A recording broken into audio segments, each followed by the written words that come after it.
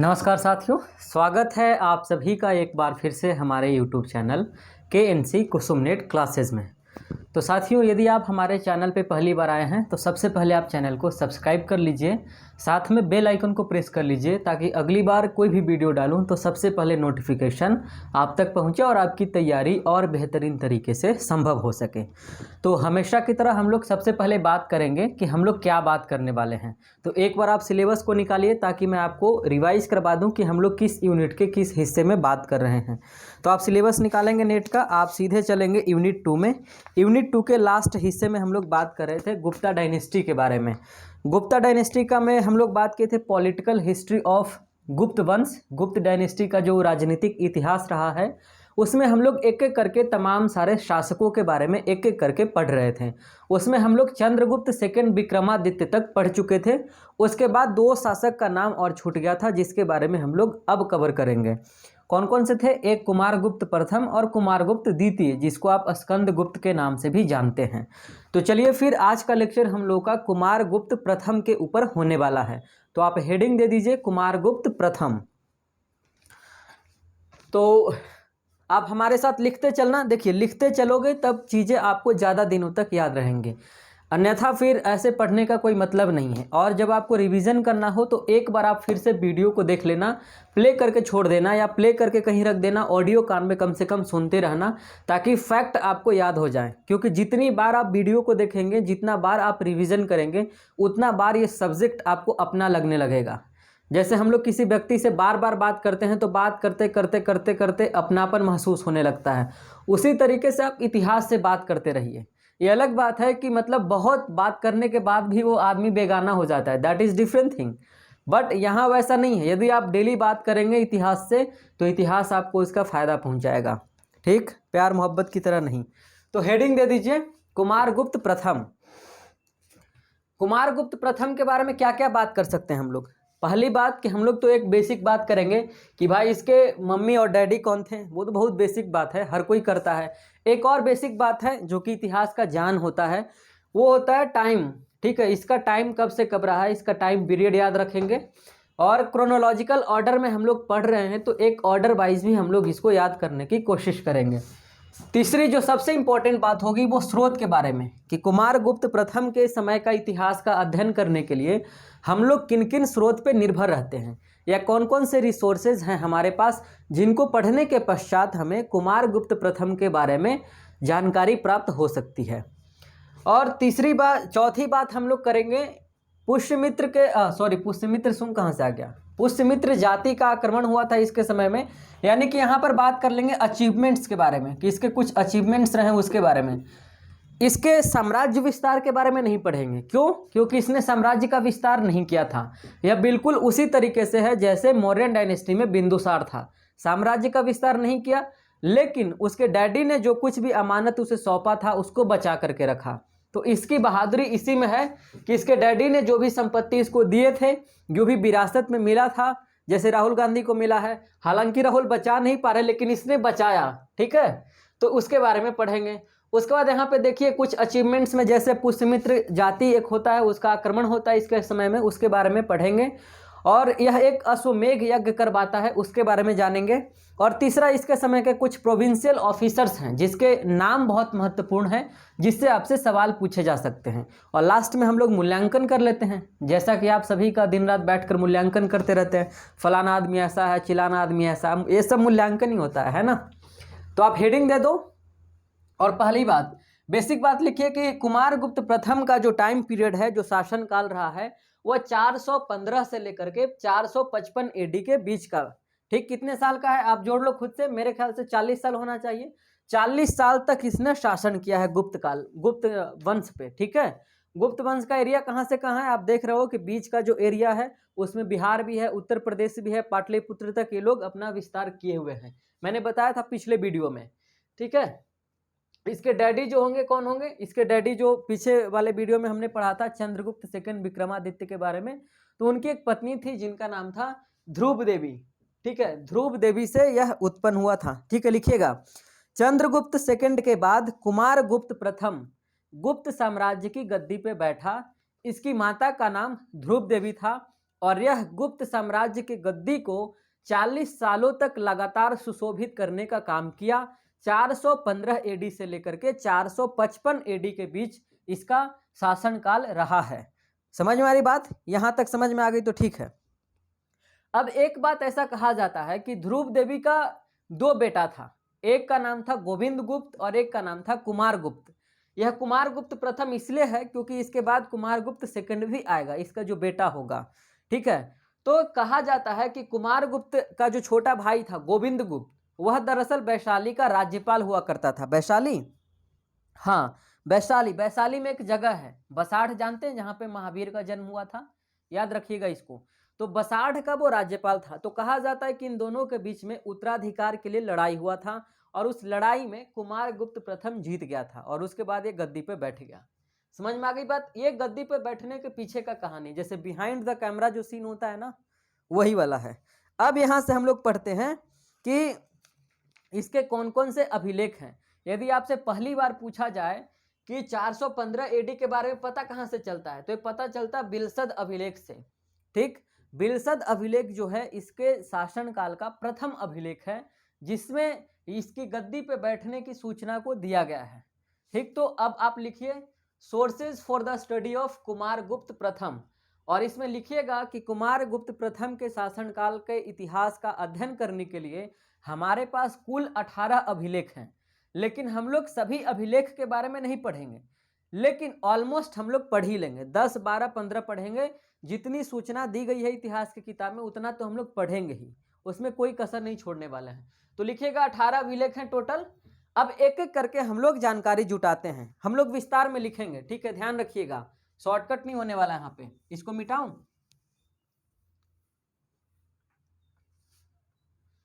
बिलसद अभिलेख लिखिए पहले नंबर पे, जैसा कि मैंने यहाँ पे लिखा भी है बिलसद अभिलेख।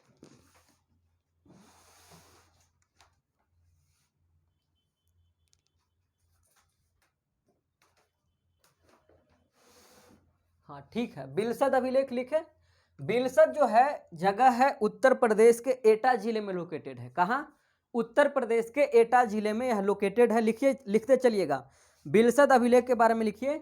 यह अभिलेख कुमार गुप्त के शासनकाल का सबसे पहला अभिलेख है और इस अभिलेख पे 96 गुप्त संवत तिथि अंकित है, जिसको एडी में हम लोग 415 एडी कहते हैं।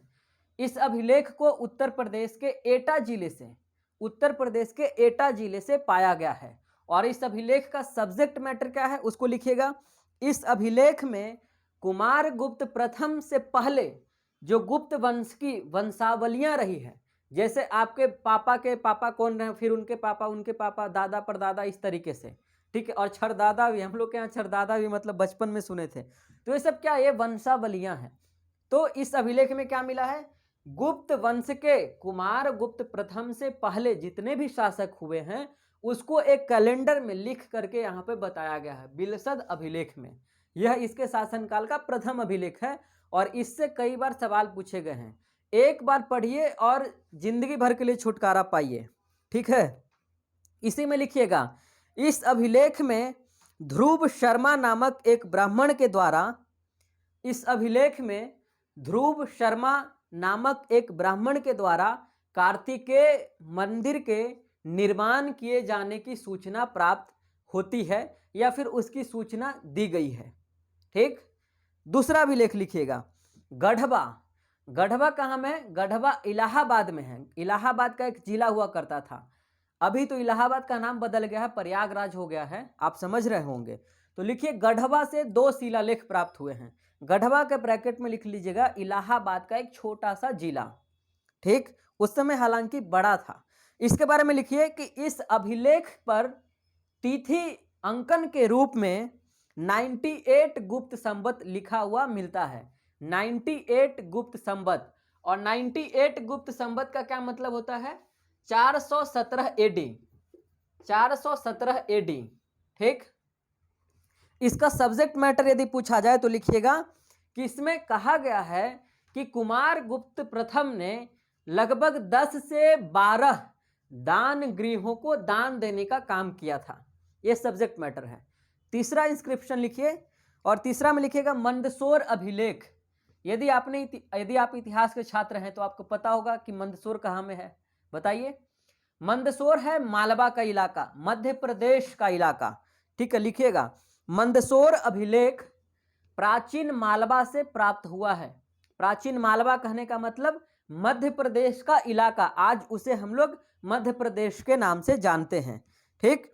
इसमें लिखिएगा कि इसमें तिथि अंकन के तौर पे, ठीक है, इसमें तिथि अंकन के तौर पे विक्रम संवत 529, विक्रम संवत 529 अंकित है, जिसको एडी में 473 एडी हम लोग कह सकते हैं, कह सकते हैं क्या, कहते हैं, ठीक। इसका सब्जेक्ट मैटर लिखिएगा कि यह लेख प्रशस्ति के रूप में है, यह लेख प्रशस्ति के रूप में है। प्रशस्ति क्या होता है? प्रशस्ति का मतलब होता है राजा के सम्मान में, राजा की प्रशंसा में लिखा गया पत्र। जैसे कि समुद्रगुप्त के प्रशस्ति मिला था, प्रयाग प्रशस्ति, जिसको आप जानते हैं, किसने लिखा था? आप कमेंट सेक्शन में बताना, ठीक है। इसी में आगे लिखिए कि इसकी रचना, मंदसौर प्रशस्ति बहुत इंपॉर्टेंट है, इसकी रचना वत्स भट्टी ने की थी। किसने? वत्स भट्टी ने। वत्स भट्टी कौन था? इसका दरबारी कवि था, ब्रैकेट में लिख लेना, इसका दरबारी कवि। इससे सवाल पूछ दिया तो फिर आप बना लेना, है ना। वह जो है अपनी किताब में, यानी कि यह जो प्रशस्ति है, इसमें बंधु वर्मा का उल्लेख करता है। अब सोचो, बंधु वर्मा, एक नया फैक्ट आ गया। बंधु वर्मा कौन है? इसका साम्राज्य विस्तार जो है मालवा में भी था, तो मालवा का जो प्रांतपति था, प्रांतीय अधिकारी जो था, जिसको राज्यपाल कहते हैं, प्रांतपति कहते थे, उसका नाम था बंधु वर्मा। तो बंधु वर्मा का भी उल्लेख किया गया है। और वत्स भट्टी जो है उसको संस्कृत का काफी नॉलेज था, इसीलिए यह जो प्रशस्ति का भाषा होगा वह संस्कृत होगा, क्योंकि वत्स भट्टी संस्कृत का कहा जाता है कि प्रकांड विद्वान था, ठीक। चौथे नंबर पे इंस्क्रिप्शन लिखिए, और चौथा लिखिएगा करम दंडा इंस्क्रिप्शन। करम दंडा इंस्क्रिप्शन, इसमें आप लिखिएगा यह उत्तर प्रदेश के फैजाबाद जिले, कहाँ? फैजाबाद को आज अयोध्या हम लोग कहते हैं, उत्तर प्रदेश का फैजाबाद जिला। टाइम लिखना हो तो आप लिखिएगा 117 गुप्त संवत 117 गुप्त संवत। इसका मतलब होता है एडी में, एडी में लिखिएगा 436 एडी।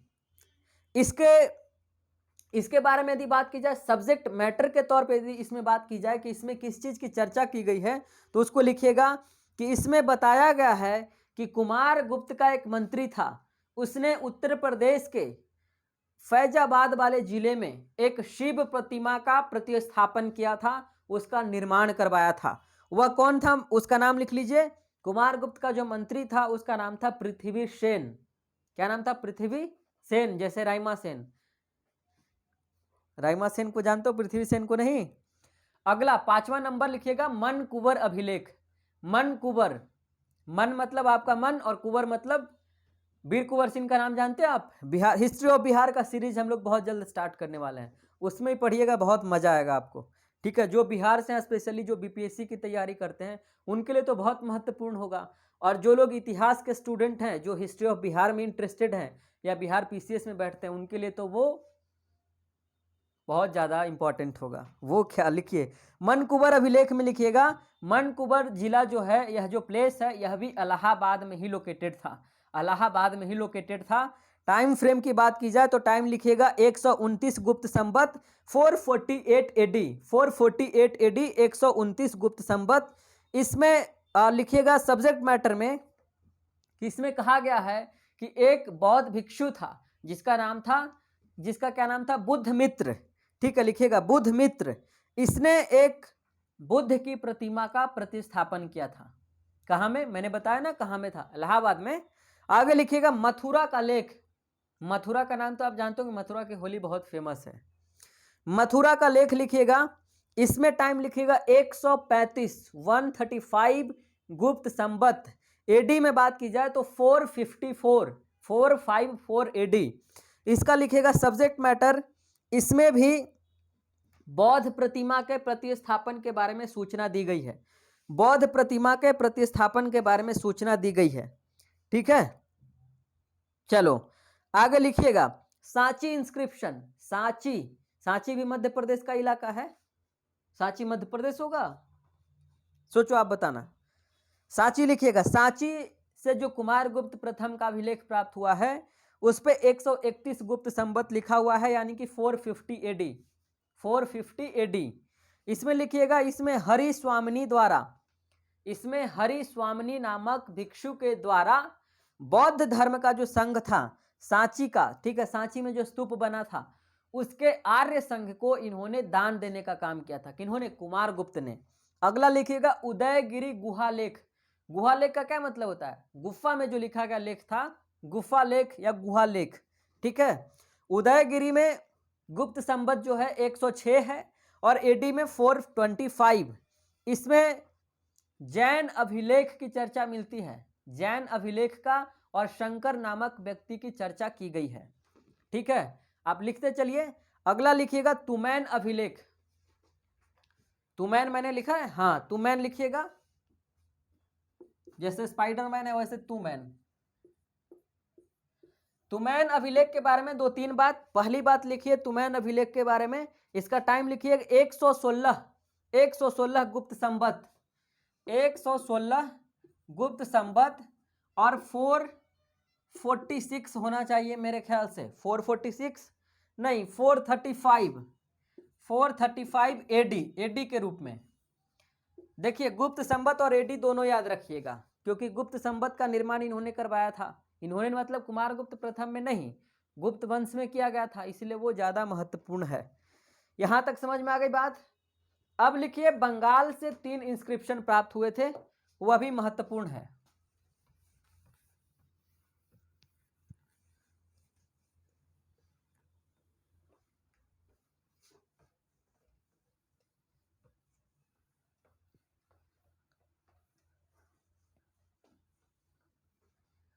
हेडिंग दीजिए कुमारगुप्त के समय बंगाल से प्राप्त होने वाले इंस्क्रिप्शन।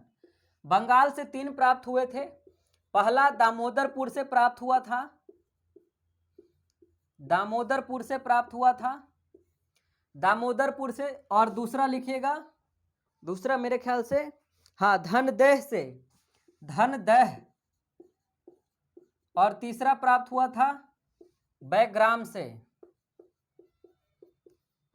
तीनों के बारे में लिखते हैं थोड़ा थोड़ा, जितना हमें काम है।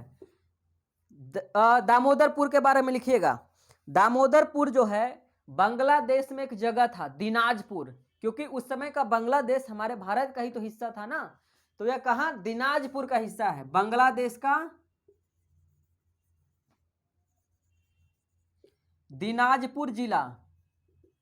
दिनाजपुर जिला आप लिखते चलना, दिनाजपुर जिला लिखिए आप, दिनाजपुर जिला। इसमें लिखिएगा टाइम फ्रेम 124 गुप्त संवत। 124 गुप्त संवत का मतलब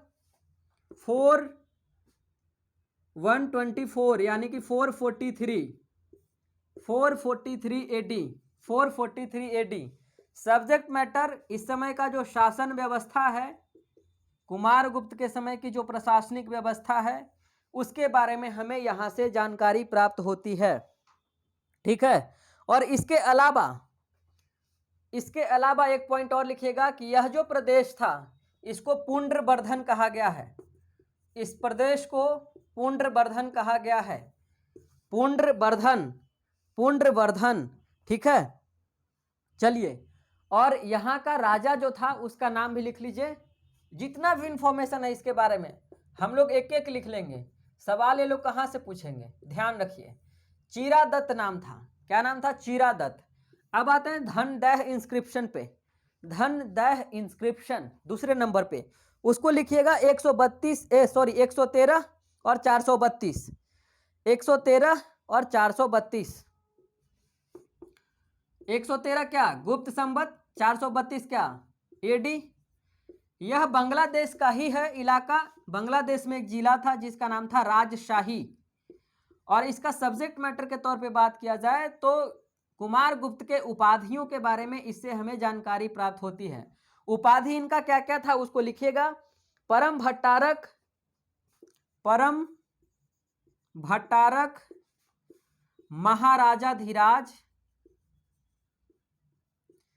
परमदेव, या परम दैवतः, परम दैवतः। तीसरे नंबर पे लिखिएगा बैग्राम इंस्क्रिप्शन, बैग्राम इंस्क्रिप्शन में लिखिएगा बांग्लादेश का बोगरा जिला, ठीक है, कहां, बांग्लादेश का, बी फॉर बांग्लादेश और बी फॉर बोगरा। आपसे पूछा जा सकता है कि बैग्राम इंस्क्रिप्शन जो है वो किसके समय का है, तो कुमारगुप्त प्रथम के समय का। बैग्राम इंस्क्रिप्शन कहां से प्राप्त हुआ है, तो हम लोग कहेंगे कि बांग्लादेश से प्राप्त हुआ है।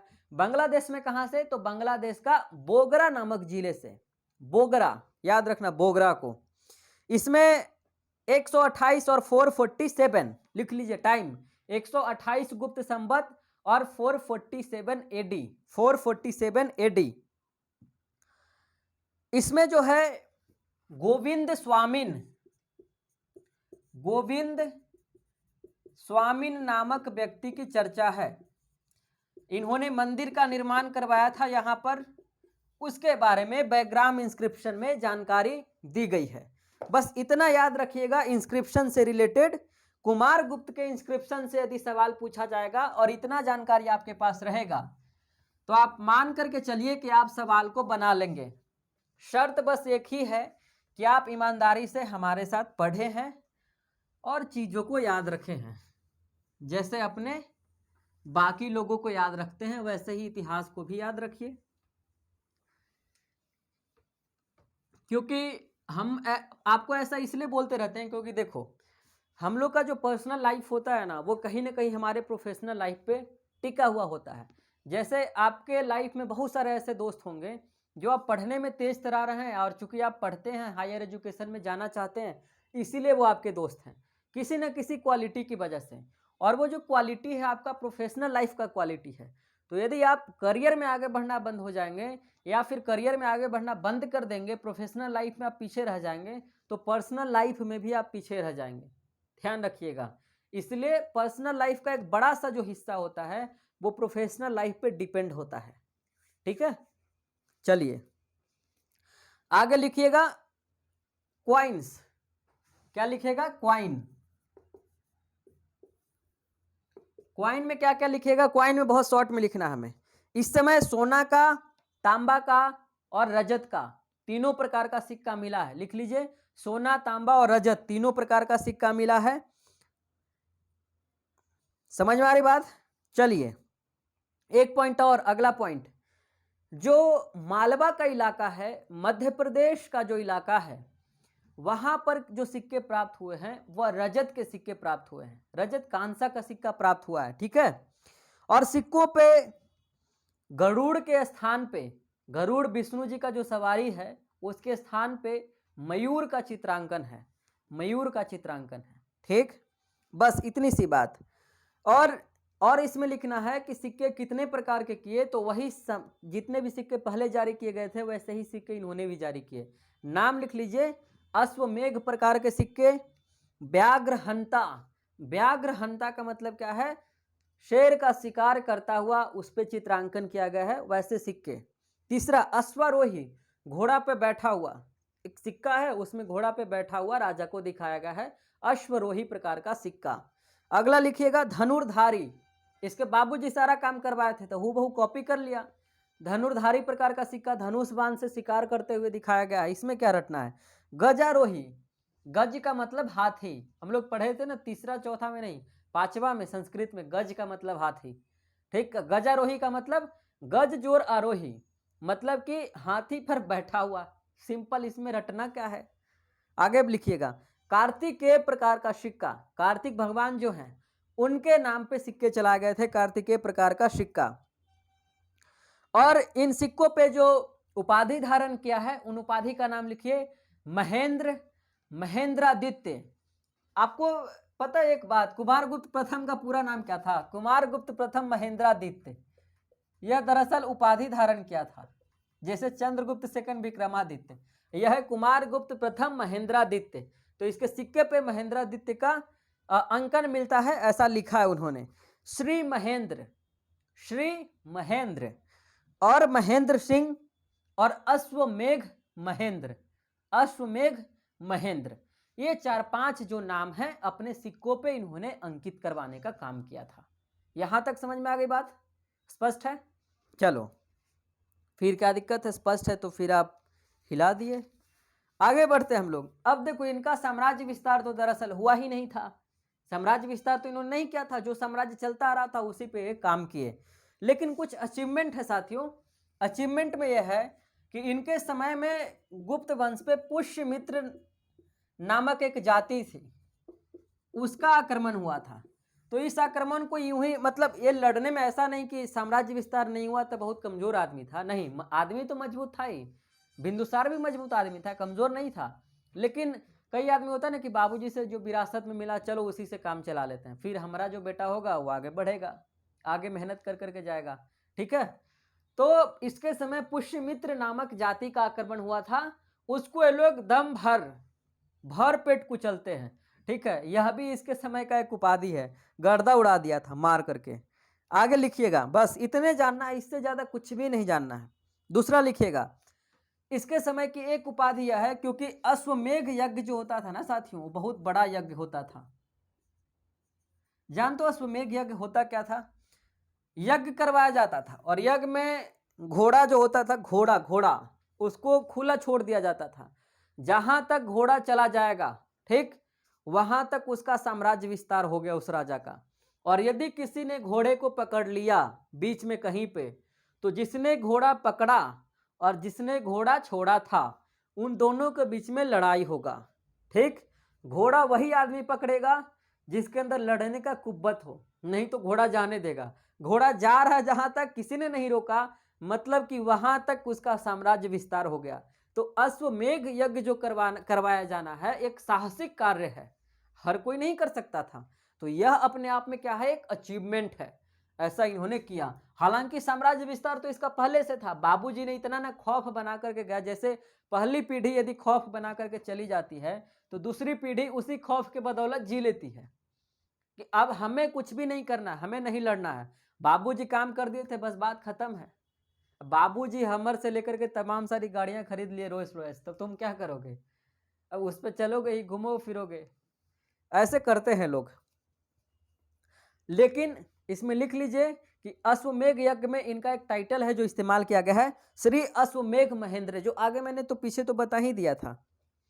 आगे लिखिएगा, इनके समय का थोड़ा सा महत्वपूर्ण सूचना है, दो चार जो इंपॉर्टेंट प्रोविंशियल ऑफिसर हैं उसके बारे में। एक को मैंने तो बताया ही था, लेकिन यहां पे सभी को एक साथ देख लेते हैं।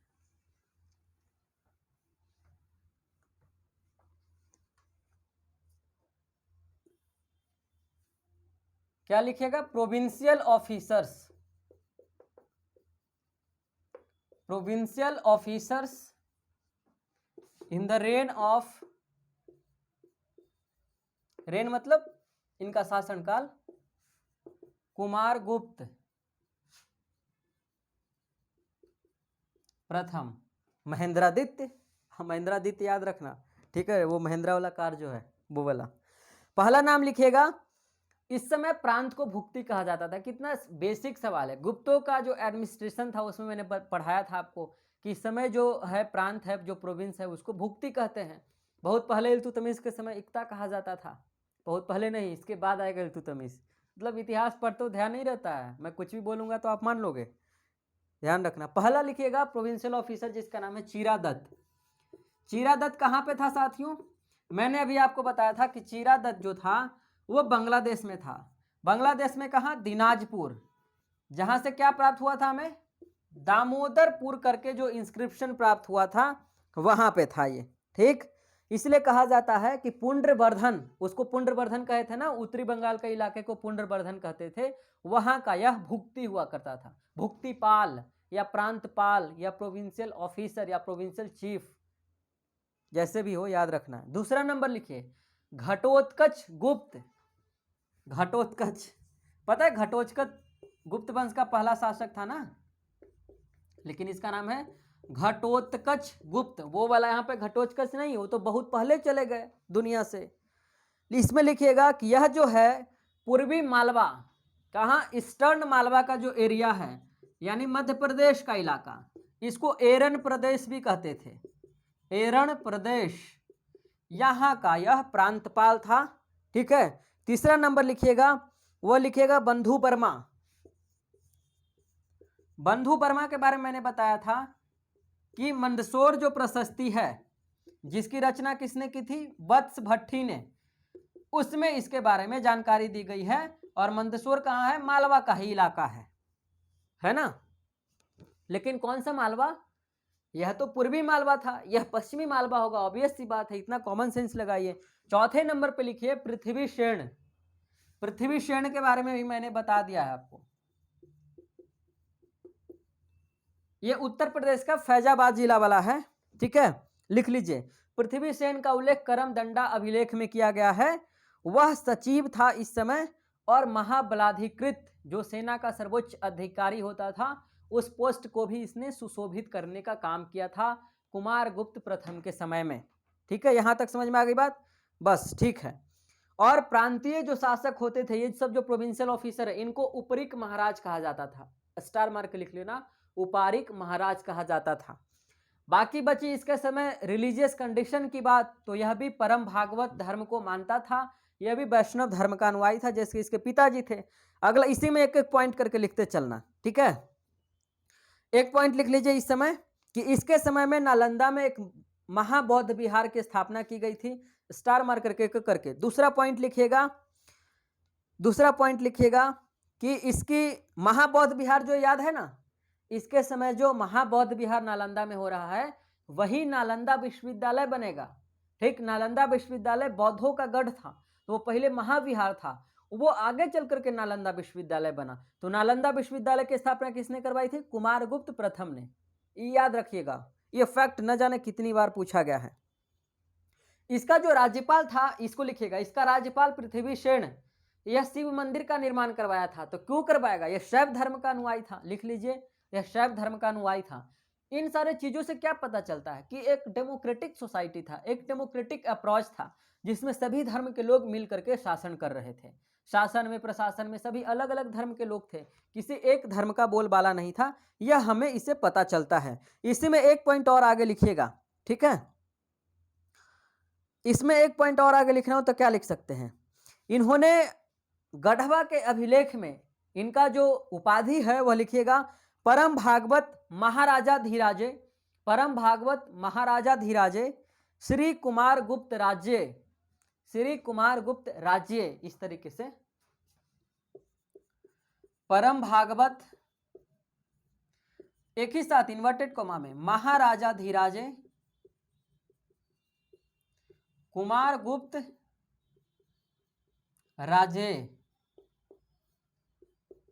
कुमार गुप्त नामक महाराजा धीराज का जो है वो परम भागवत की उपाधि धारण किए हैं, वह परम भागवत है, परम भागवत धर्म के अनुयायी हैं। ठीक, यहां तक समझ में आ गई बात। तो फिर और कुछ नहीं, इनके लिख लीजिएगा, एक पॉइंट और लिखिए कि इनके सोने के सिक्कों पे गुप्त कुलाम, गुप्त कुलामल, गुप्त कुलामल, इनके सोने के सिक्कों पे गुप्त कुलामल चंद्र, गुप्त कुलामल चंद्र, उसके अलावा गुप्त कुल व्योमशसी, गुप्त कुल व्योमशसी, इन तमाम सारे शब्दों का अंकन किया गया है, उसको लिखा गया है। ठीक है, अब जो है साथियों, इतना जब पढ़ लेंगे हम लोग तो मेरा ख्याल है कि कुमार गुप्त प्रथम के बारे में हम लोग पर्याप्त पढ़ लिए हैं। इससे ज़्यादा आपको इसमें नहीं पढ़ना है। नेट का एग्जाम हो या बीपीएससी का एग्जाम हो, यदि कोई सवाल इस टॉपिक से पूछा जाता है कुमार गुप्त प्रथम से, तो मुझे पूरा भरोसा है कि आप उसको सॉल्व कर लीजिएगा। लेकिन मैं फिर कह रहा हूँ लास्ट में, आप हमारे साथ एक किताब को जरूर पढ़ते चलिएगा। किताब पढ़ने का आदत डालिए, सिर्फ वीडियो नहीं देखिए, वीडियो देखिए, रिवीजन कीजिए, सीखिए, कोई दिक्कत नहीं है, साथ में एक किताब जरूर पढ़िए।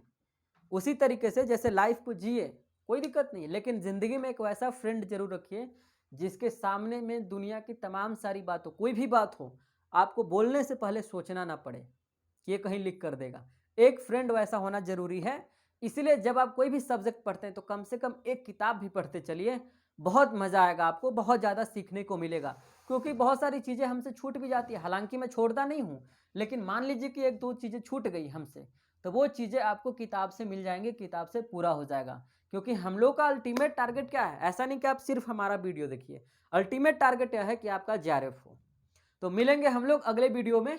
आप नए दोस्तों को प्लीज अपने तरफ से कम एक साथी, एक व्यक्ति कम से कम अपने तरफ से 10 स्टूडेंट को कनेक्ट कीजिए, ताकि उन्हें भी हमारी मदद मिल सके, वो भी पढ़ सकें, वो भी जेआरएफ कर सकें। क्योंकि बहुत सारे ऐसे बच्चे हैं जो पैसा अफोर्ड नहीं कर पाते हैं, अच्छे कोचिंग में इतने सारे फी हैं कि वो पैसा कहाँ से देंगे। तो क्वालिटी उनको मिल जाएगा, पढ़ाई भी मिल जाएगा, फ्री ऑफ कॉस्ट वो पढ़ भी लेंगे, जेआरएफ भी हो जाएगा, फिर हम लोग बात भी कर लेंगे। मिलेंगे अगले वीडियो में, तब तक के लिए आप अपना ख्याल रखिए।